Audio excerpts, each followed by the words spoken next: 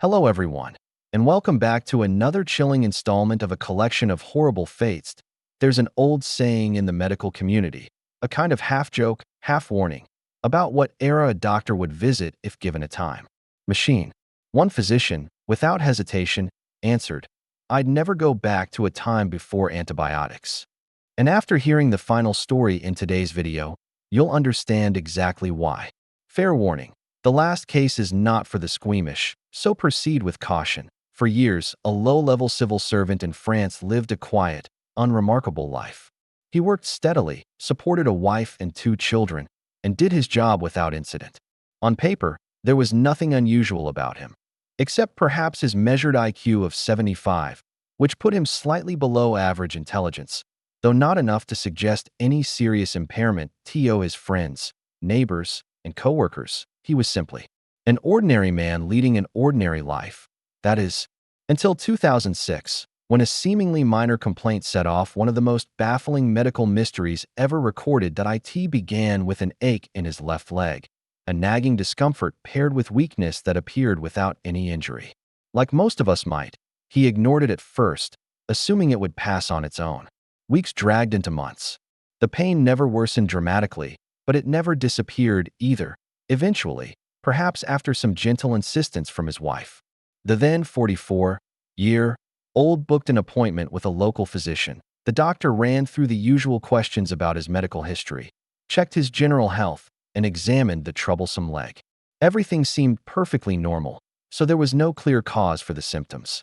As a precaution, the doctor decided to run a brain scan to rule out neurological issues. When the MRI results came back, the radiologist was so stunned that he thought the machine was malfunctioning. The scan appeared to show a skull almost entirely empty of brain matter. In medical training, you learn that someone missing that much brain tissue should be profoundly disabled, if not in a vegetative state. Yet here was a functioning man with a steady job and a family. The machine was tested, the scan repeated, and the second image came back identical to the first. Specialists were called in. Their verdict was astonishing. The man's head was filled mostly with cerebrospinal fluid. What remained of his brain was a paper-thin layer of gray matter clinging to the inside of his skull. The diagnosis was hydrocephalus, sometimes called water on the brain, a condition in which excess fluid builds up inside the brain's ventricles, gradually eroding tissue. His medical records revealed that he'd been diagnosed with the condition as an infant and treated with a drainage shunt. For reasons unknown, the shunt was removed when he was 14, and over the next 30 years, his brain was slowly compressed by accumulating fluid. Doctors initially estimated he had lost around 90% of his brain tissue. That begged an almost philosophical question.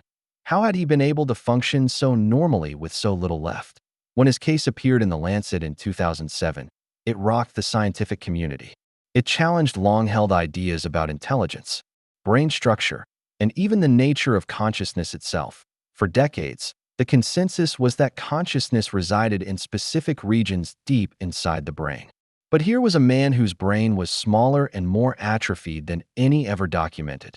Yet he was alert, aware, and productive. A follow-up study in 2017 brought some clarification. He hadn't actually lost most of his brain. Instead, the tissue had been squeezed outward by the fluid, compressed like a sponge. The volume was still there, just tightly packed against his skull, creating the illusion of massive loss. As for his leg pain, no one is certain whether it had anything to do with his extraordinary case of hydrocephalus. Today, he continues to live much the same as before the discovery, a reminder that the human brain is far more adaptable and mysterious than we understand. The earliest known victim of bubonic plague died roughly 5,000 years ago in what is now Latvia. Over the centuries, outbreaks flared occasionally, but none compared to the horror that began in 1347, the Black Death, which swept through Europe, North Africa, and Asia, killing an estimated 100 million people in just 4 years. By the mid-1600s, the plague still lingered, erupting in deadly waves. London suffered one of its worst resurgences in 1665 to 1666, claiming around 100,000 lives in overcrowded, filthy neighborhoods. Nearly 200 miles away, in the rural village of Eyam in England's East Midlands, life went on in relative peace. The villagers knew of the outbreak in London but felt insulated by distance. That sense of safety shattered in the summer of 1665 when a tailor named Alexander Hadfield received a shipment of woolen cloth from the capital. His assistant, George Vicars, noticed the parcel was damp. He hung the cloth by the fireplace to dry, unknowingly awakening fleas infected with plague bacteria. Within a day, George fell ill with fever, muscle aches, and nausea. Swollen, pus-filled lymph nodes soon followed, a telltale sign of bubonic plague. Within days, he was dead. The infection spread rapidly through the small population. Whole households were wiped out. Fear gripped the village. Eames priest, William Mompesson, along with his predecessor, devised a radical plan. The villagers would seal themselves off completely, a self-imposed quarantine that would almost certainly doom many inside but protect the surrounding communities, they agreed. Residents would bury their own dead on their property rather than in the churchyard. Religious services were moved outdoors. To receive supplies without direct contact, a boundary stone was set outside the village. Money for goods was left in vinegar-filled holes to disinfect it, and merchants would leave food and materials in exchange. The system worked. Not a single neighboring settlement was infected. The plague eased during the winter of 1665, but returned with deadly force in the spring. Yet some villagers seemed immune. Later genetic studies found that many survivors carried a mutation offering resistance to the plague bacterium. By the time the outbreak ended in November 1666, between 250 and 273 of Eames' estimated 350 to 800 residents had died. The sacrifice of those who chose isolation likely saved hundreds, if not thousands, beyond their borders. The surgical theaters of Victorian-era London were nothing like the sterile, high-tech operating rooms we know today. In the mid-1800s, anesthesia was new, antiseptics were unheard of, and speed was the surgeon's greatest asset. N01 embodied this better than Dr. Robert Liston, a towering Scotsman known as the fastest knife in the West End. Born in 1794, Liston was brilliant, physically imposing, and fiercely dedicated to improving surgical outcomes. He developed new instruments, pioneered techniques to speed healing, and even performed the first public operation in Europe using modern anesthesia. But he was also famous, or infamous, for one legendary operation.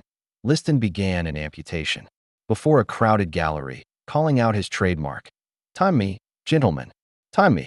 In the flurry of sawing, he removed the patient's leg and accidentally sliced off several fingers from his assistant's hand. As he swung the knife back, he grazed the coattails of a distinguished observer who supposedly collapsed and died on the spot from a heart attack. The patient and the assistant both succumbed to gangrene soon after. The tale, whether entirely true or embellished, became known as the only surgery with a 300% mortality rate. Despite such stories, Liston was ahead of his time, emphasizing precision, hygiene, and patient care long before these were standard practice. He died suddenly in 1847, just 1 year after helping usher in the anesthetic revolution that transformed surgery forever. These stories, from a man with a brain like no other, to a village that sacrificed itself, to a surgeon both feared and revered, remind us how strange, brutal, and astonishing medical history can be. Thank you for watching. If you enjoyed this collection of horrible fates, don't forget to subscribe, and I'll see you in the next one.